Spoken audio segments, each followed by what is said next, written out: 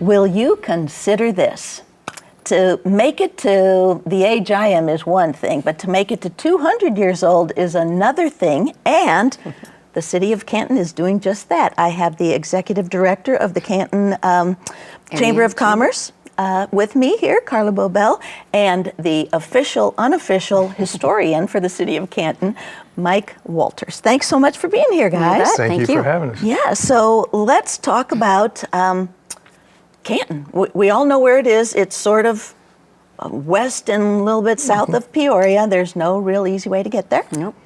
But it is still standing, still thriving after 200 years. So what's the most, are you a lifetime Cantonite? You know, I am not. Our historian is. I actually grew up in Elmwood, but moved there by marriage. And so have been over there for over 20 years. So that counts. It does count. You know, once you get past the 20 barrier, I think it counts. But Mike has been there all of his life. All your life. I've been there a long time. As far as Canton, it used to be a factory town. We had a factory, it was called P&O, named for Parlin and Orndorff. And it sat on 37 acres. It employed up to 2,500 people, and that's back in 1890 to 1912. Wow. It employed that many people. And because of that, the town kept on growing and growing and growing. We also have had some good school districts and park districts where we do well at that, and that's kept people moving in. The only devastating thing was December of 1983, International Harvester, who had bought Parlin and Orndorff, they closed the doors on us, and that devastated us for a few years, but I noticed in the last few years we've been bouncing back, and we'll do it again. Right. So P&O became Harvester. They sold in 1919. P&O sold to International Harvester for $18.5 million. And the family stayed around town, and that's why you have some Ingersoll money and some Parlin money and some Orndorff money. They all come from the same family, which is P&O. So they left us quite a little bit of money as far as the community, and that helps every year. But 2,500 people being employed by the company, back in the day, that That's was right. really something. We were a booming community Yeah, when that was exactly. In happening. 1911, we had 11,400 people. And what is it now? By 11,400 people. No, I don't know how But many, now but it's, it's pretty close, I okay. think. So. Yeah, interesting. It wasn't easy to get there then either, back in those days. No, It's it always wasn't. a beautiful drive, though Canton is very blessed with a lot of trees, and we have a lot of water. Okay, a lot of water around. Yeah. Yes. So there were a few coal mines in Canton, but mostly they were Outside of Canton. Okay. Lewiston and Farmington had quite a few of them too. all right. One of the first ones Was started. It was 10 miles south of Lewiston. Yes. Was one of the first ones. One of the first coal mines. All right. But then that went by the wayside because it's high sulfur burning coal, right? Very good. Yes, Yeah. you're right. I Very remember that good. much. Wish I didn't. All right. So an interesting thing. So 1825, January 1825 is you were founded. So what happened? How did that come about? Who moved there? Who decided this was going to happen? Isaac Swan and Nathan Jones was the two that come there, and they were brother-in-laws, and they really started it. Nathan Jones gave him some land and said, if you stay in our catch-all, that was called a building, a catch-all, you can build your house, and when you're done, you can own your land.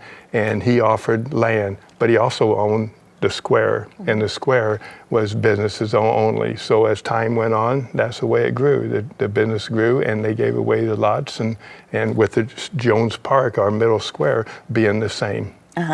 Interesting. One thing that I did see when I was looking up the Canton history is, we'll talk to you in a little bit. Yeah, he's the historian. This is why he's that you had 17 cigar manufacturing companies. I mean, Do With we that many grow people in town, I guess. tobacco around here, or what was that all about? No idea. I do know down at our museum, they have probably got 40 different cigar boxes for different companies. And there was a lot of them. I mean, there was. But most of the pictures I've got of people, they're standing there with a cigar, the men are. I mean, yeah, but you're right. They did sell a lot of cigars. And we even had cigar box factories that made boxes for them in our town. That's just nuts. And so were there 17 or were there 71? I don't remember what the number was, but it was a lot. I'm just going. It was 71 if you count all of them. Okay. If you just count a few of them, no, I meant at one time. Okay. But this guy bought this building, then he did. It's funny to look at it because you'll see one in a building and then he'll move over 2 buildings and this one will move over here 4 buildings. And it's sort of cute. Already set up, yeah, They might as already- well, yeah, yeah. It's yeah. recycling at its best. And so the Ingersoll family, now, they did a lot for the community. And Alice Ingersoll Gymnasium, I mean, anybody who's been to any basketball tournament around this central Illinois, they've been to the Alice Ingersoll Gym. So did she donate the money for that, or? Yes, I'm surprised you brought that up. That's great. There was a Parlin in Orndorff, the P. The Parlin had 3 kids. No, I'm taking it back. They had 1 kid, Alice, a daughter, and then she had 3 kids. But during the years, they all passed away without anybody. Without any children? Without Okay. any children. So we do get $3.1 million a year from that family as far as Canton. It mostly goes to churches, it goes to organizations, it goes to school, the major part goes to the school district, the park district, the library. They all get and the hospital, they all get a major part of it. And then a lot of it goes to churches, it goes to Elks and stuff like that. Nonprofits. Yeah, nonprofits. Could you imagine having your money work still? For all those years? All those and years. How long ago did she pass away, or do you have any idea? I don't remember her. I know the last child passed in '72 that opened up all the, what I would say, all the money coming in. Right, Coming in. gosh. He died in '72. And that So was the that's last why one. I know a lot of people, when they do travel to Canton for a game, the gym that they're usually going to is the Alice Ingersoll Gym, and it's very historical with a barrel roof. I know a lot of people will say, why is the gym not connected to the school? And it's because the old Canton High School used to be located over There. where that gym is. Okay, I And the didn't know school that. used to be right there on Walnut and Main.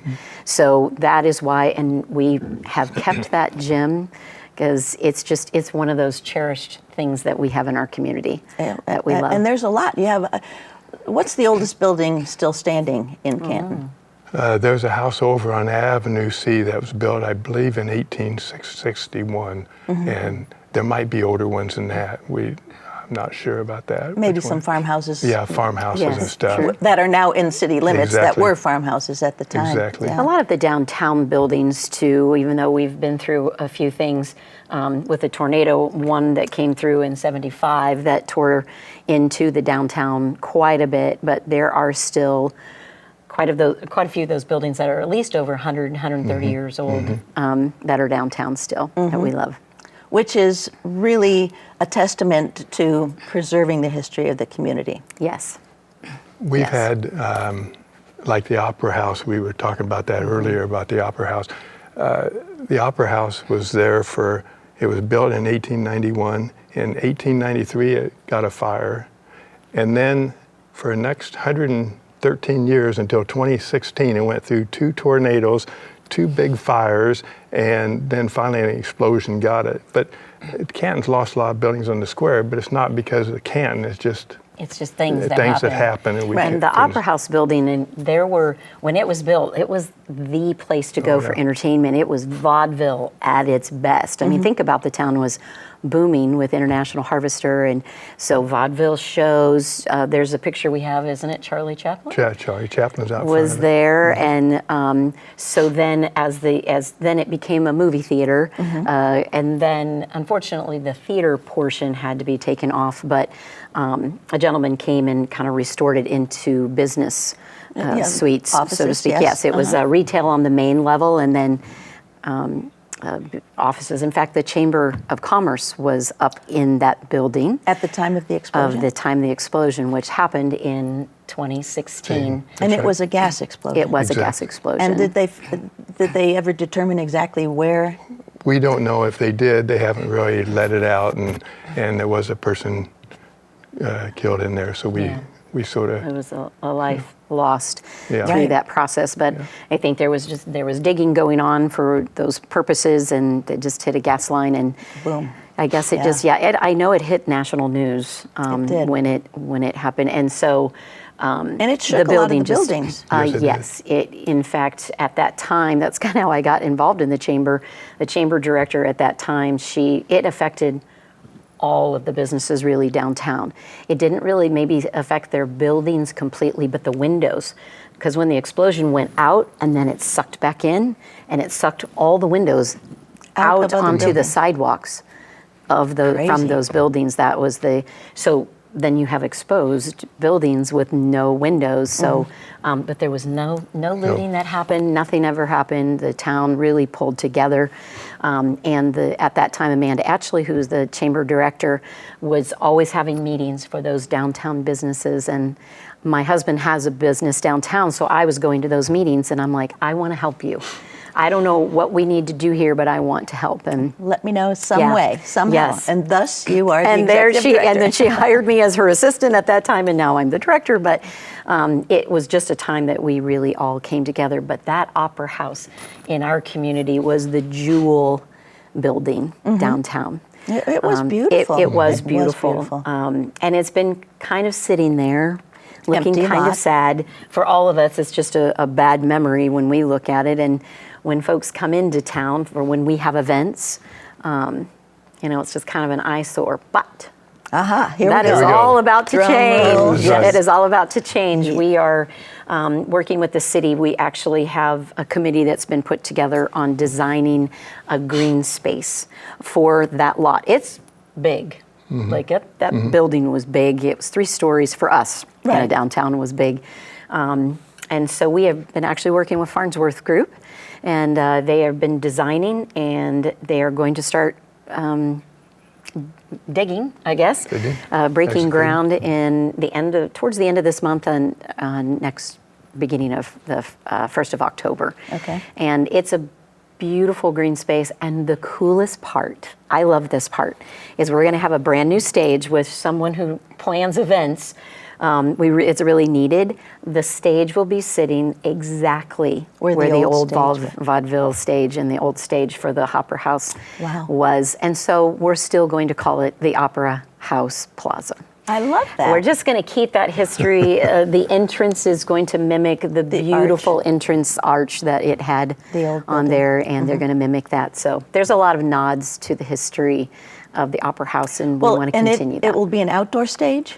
It will Yes. be. All right. And like- but it can be used for any number of things. Any number of things. You'll I mean, come up with honestly, you something could new. have weddings. I know. We're looking forward to maybe some new events we could actually host there, and want to bring music in the park back a little more on steroids, right? Just having, because we'll have that opportunity since we'll have this new stage, and it's just a beautiful space. It'll be a beautiful space. So technically, January of 2025 Yes. is the 200-year birthday.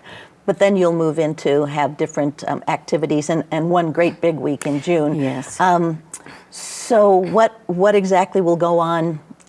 How will Yes. you start in January? What are your plans? And having this historian, are you going to point out certain things from certain dates throughout the history? Well, yes. We're going to, first thing, we've got a time capsule that we've got, and we've had it now for back in 1925 when they had a centennial then, Okay. 100-year birthday. And when they got done with that, they said, we need to send something on to the future. So they sent on like a stagecoach money box, and they filled it full of all different stuff. A lot of people around here and other places will bury them. They had the chance of taking it to the library. That was a pretty decent new building. So they left it there. 54 years later, in 1950, 1958, they tear down, or don't tear down, they tear down a house and they build another, The new library? the new one, and it was a new library, and it was about 4 blocks away. Well, the first thing everybody worried about is that time capsule still in there? Well, about 6 years ago, I go down to the library for the fun of it, and they take me back in the back, and sure enough, there was a bunch of stuff on it, but there was that time capsule. It was being used as a stool, probably. That's exactly right.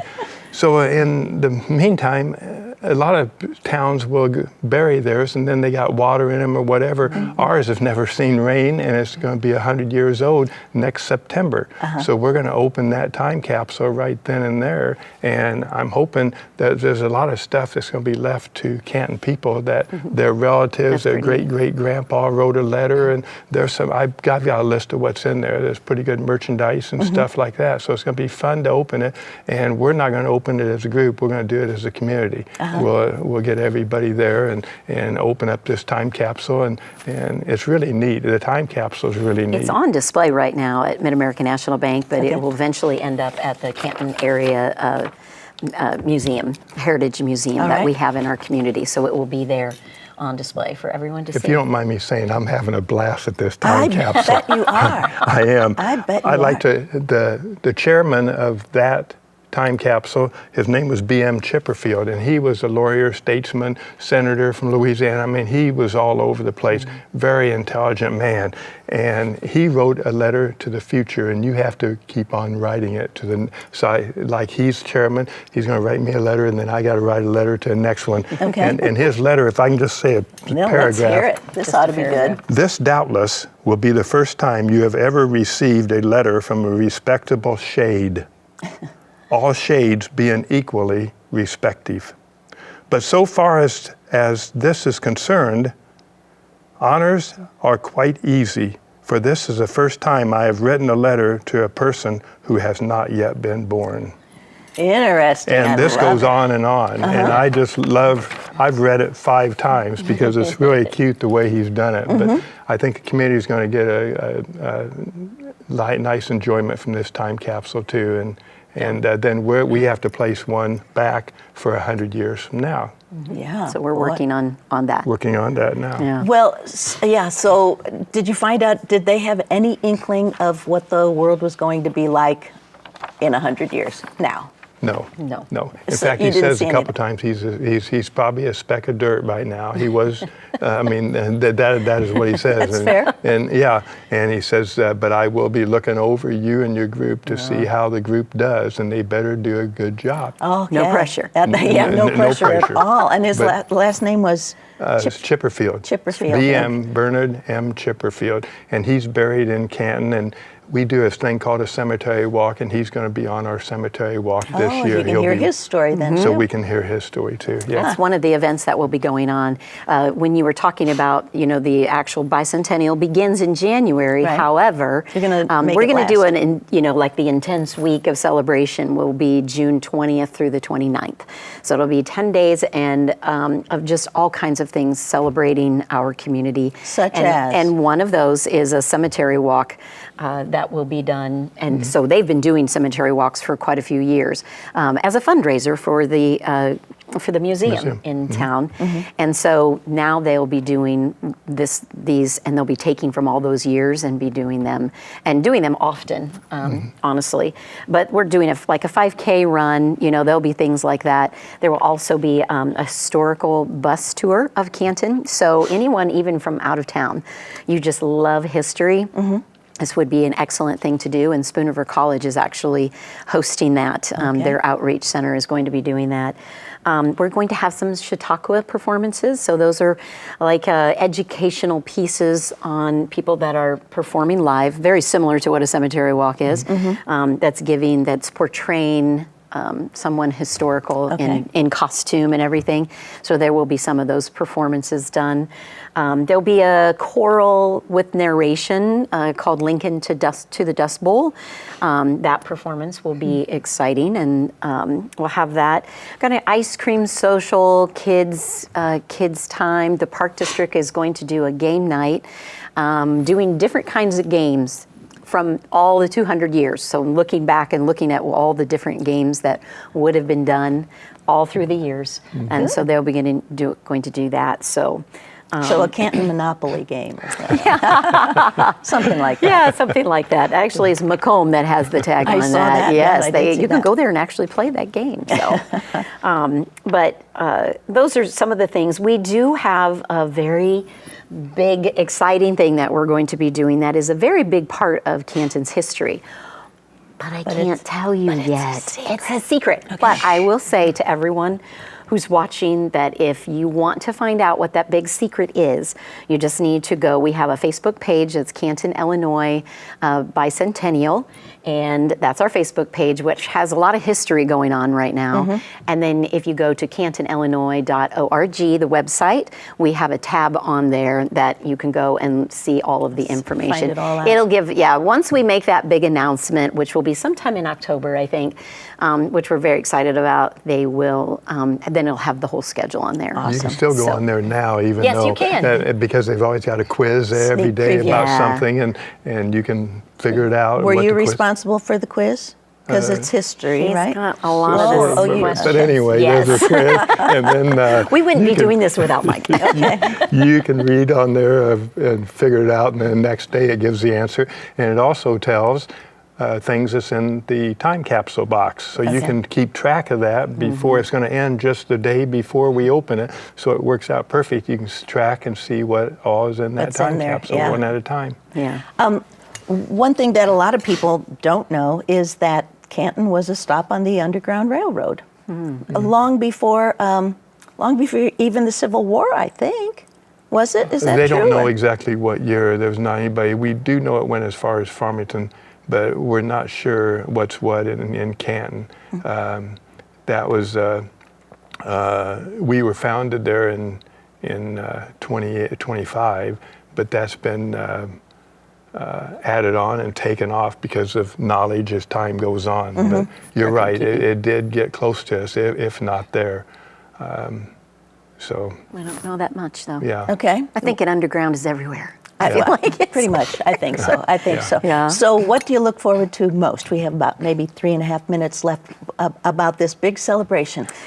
That you made it to 200 years I is know. pretty amazing. Well, we've been planning. We are a small committee of five of us, and Mike is our chair. And as the chamber director, it just makes sense that I would be a part of that. And but our committee is now taking any type of event registration. So we're inviting any organizations or businesses that would like to host an event to submit those to us by the end of this year. And then if they do that, then we will include them in all of our marketing and everything that we're going to be doing. But I just, we're getting special banners to put up on the poles downtown, and it's just going to be fun to see how everyone wants to get involved. As far just as get me the fun. looking forward to next year for this happening, I can't wait, number one. Number two, I hope everybody enjoys how much time this has taken. I hope they wake up in the morning and they say, what's going on today in Canton? Right. And the next day, because 1975 they had a sesquicentennial, and people And just... then the tornado. Exactly, Yes, and then right the after that. tornado, that's exactly right. And then, but everybody that went there always comments about everything that happened that year. We'd like to be part of that, and them to say, you know what, they did a good job at doing that. We'll Because have the traditional opening ceremonies Yeah. and closing ceremonies That too, will be in June. Those will be in the June, yes. Okay. The there'll be little things, big Concentrated. things going on, and we're hoping. Yeah, throughout the year, Yeah. I think there will be different things. Our chamber, the Canton Area Chamber of Commerce, is celebrating 100 years in 2025. So we will be doing something extra special at our annual dinner. That's usually in the first quarter of the year, and doing something along with the Bicentennial. Our fall festival happens in September, so their focus is going to be on the theme would be Bicentennial, and then then the Spoon River Community Chorus, Spoon River College Community Chorus, we will be doing a performance in December, and that will probably have a little bit of a touch with the Some Bicentennial. history in it. There'll be some things going on throughout the year, at least that I know of, but a concentrated celebration that we invite everyone to come and enjoy in that June 20th to 29th Well, it'll in be a fun 2025. time. And Well- we also have to pack the time capsule for the next Yes, year. that's So right. that'd be Yes. exciting. You really have to think about what Yeah, you're going to that's put right. in there. That's Yeah. right. Okay. Well, that sounds like a challenge. Another challenge. Another But challenge. wait till the end of next year, or wait till you have to start stuffing it. Yes. You know, and then, yeah. Or We I have guess ideas already. Take notes. Yeah, just Yeah. take notes and then. Well, thanks so much for Wonderful. being here and sharing this. It's very exciting. We'll have to take Thank a you. trip down there. Yes, June please 20th do. to 29th. 29th. In Sounds like a good 2025. plan. All right. And Thank you. thanks to your small committee for putting all this work into. Thank you. And thank you for being here. Don't forget that if you need a road trip next year, that might We're be one of in. the places to go. Absolutely. Thanks for joining us. Thank you. Be well.